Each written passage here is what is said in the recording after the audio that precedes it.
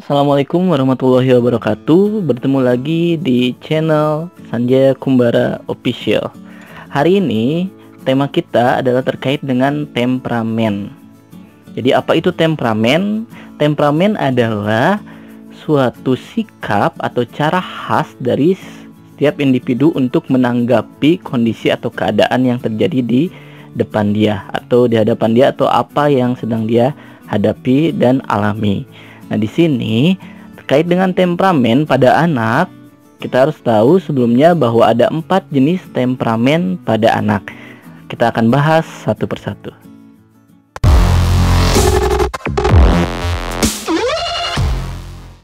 Temperamen yang pertama adalah temperamen difficult. Untuk anak-anak yang memiliki temperamen difficult sesuai dengan arti katanya, yaitu temperamen sulit, ada anak-anak yang cenderung mudah untuk frustasi dan untuk tantrum.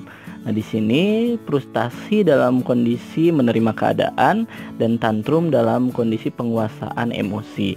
Anak-anak dengan temperamen difficult cenderung melampiaskan dengan mudah emosinya atau cenderung dia akan secara aktif dan ekspresif langsung menyatakan ketidaksukaannya atau kekecewaannya terkait dengan keadaan.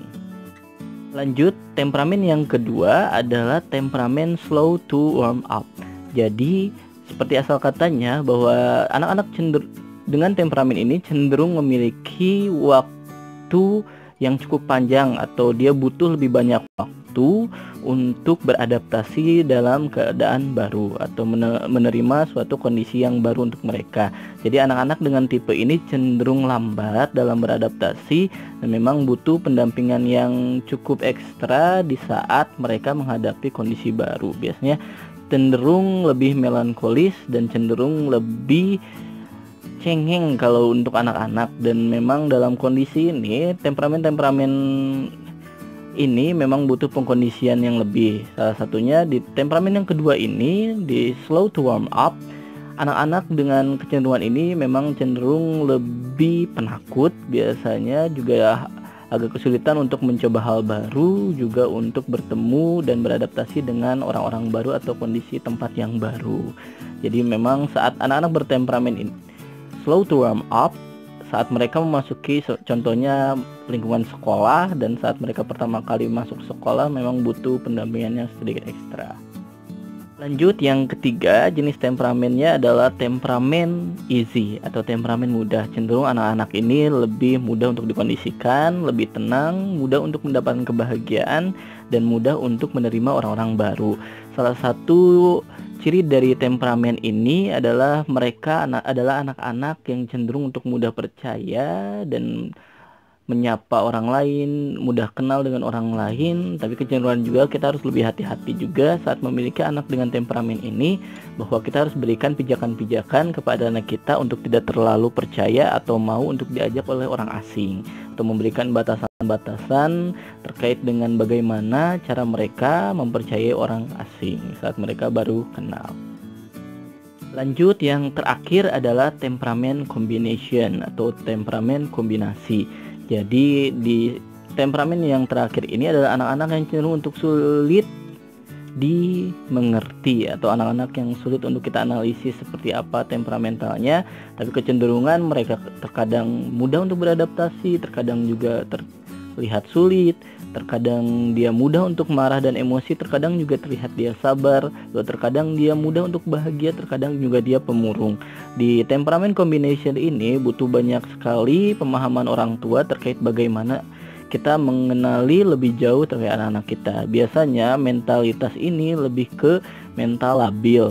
Jadi di sana kita harus benar-benar secara psikologis ya, bahkan bila perlu kita sampaikan jika nanti masih terjadi kebingungan antara kita dan pola didik yang akan kita berikan kepada anak kita di mentalitas yang keempat ini, kita harus mulai untuk lebih banyak mengetahui skala-skala psikologis untuk mengetahui lebih jauh terkait pendampingan untuk anak-anak dengan mental combination. Di sekolah cenderung beberapa anak-anak dengan mentalitas combination ada di beberapa terkait dengan masih pengelolaan mood. Jadi pola-pola mengendalikan bagaimana kita bersemangat di saat mood kita tidak baik, bagaimana kita tetap ceria di saat kita dalam kondisi hati yang kurang sehat dan lain-lain. Anak-anak dengan mood yang masih labil cenderung ada di level bawah, dan kecenderungan juga kita tidak harus terlalu khawatir saat anak-anak masih mengelola kegiatannya atau semangatnya atau aktivitasnya dengan masih menggunakan mood, karena itu masih pola-pola dalam berkegiatan di diri anak-anak. Jadi setelah kita mengenal terkait dengan 4 jenis temperamen, yang perlu jadi catatan besar bagi orang tua adalah bagaimana setelah kita mengenal temperamen anak dan mengkondisikan mereka, kita juga harus mengkondisikan diri kita saat mendampingi mereka, membersamai mereka dengan kesadaran bahwa setiap anak memiliki temperamental.